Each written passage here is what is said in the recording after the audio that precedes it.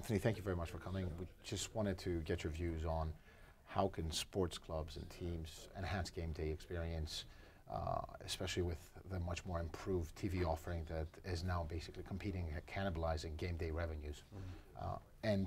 While we're on the point of fan engagement, is it just game day, or do they have to look at ways to do season-long fan engagement?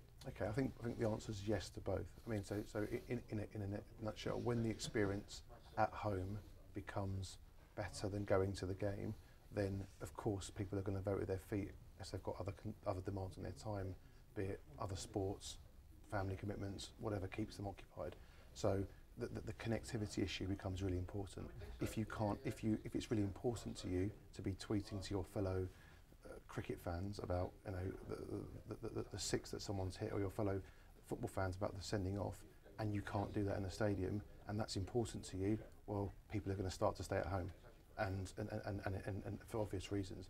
In terms of the long-term game, it's like anything. If you're Tesco, you have a loyalty card, and you speak to people every week, you look at their consumption habits, and you send them offers.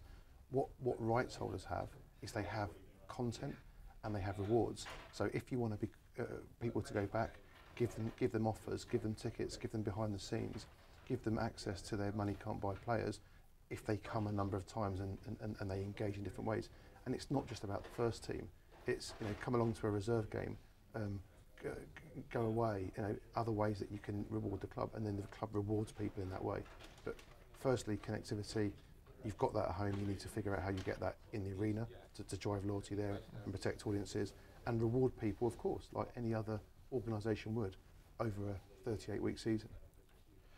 And a second point that was mentioned in the panel, this is how you engage fans, and especially cross-border, because there's conflicting, in essence, perhaps messages that are passed along. There was also an example given by Richard.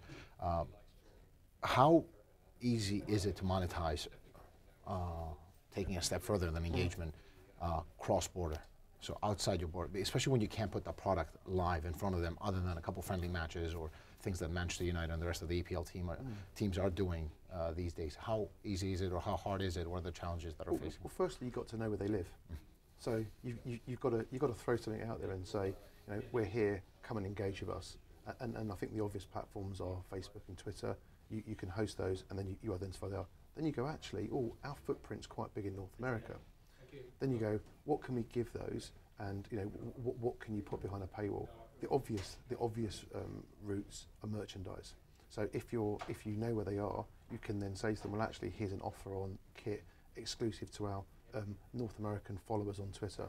And then you can say, well, actually, how important is it to you to know the behind-the-scenes footage? So things that we might take for granted here domestically in the UK, if we take football, we get Sky Sports and now BT Sport giving us all the transfer speculation else.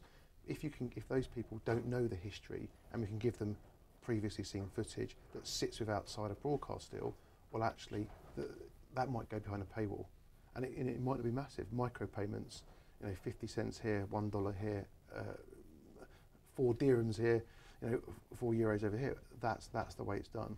And what we might think is low value in the domestic market is high value, because you can't get it. The normal broadcast media aren't giving you that, and that's the opportunity for rights holders, clubs, and federations. And would it, taking it a step further, content in local language, as it was suggested in the panel, is that something that you think really drives through fan engagement? Yeah, you have to engage in people's terms. I was mentioning previously on the panel about the EuroLeague basketball. They're in the process of creating a blogger outreach program that talks to people in certain languages. Let's take the example, the sponsors, Turkish Airlines. Very difficult for them to speak to teams in Greece in English. Reach out to them in Greek. It resonates with them, and they're close to the fan. Otherwise, you can't. You've got to meet them on their level, and it's almost. I raised a point in the panel. Globalization and social media go hand in hand, because people are basically consumers of content, and they're asking to be engaged on their own terms. And format of games. We looked at 2020 cricket. They've had to redefine themselves. You could argue for a shorter snapshot social world, because actually they've had to redefine their product. Not saying it's right, but it's what they've had to do. So of course you have to engage in your own language.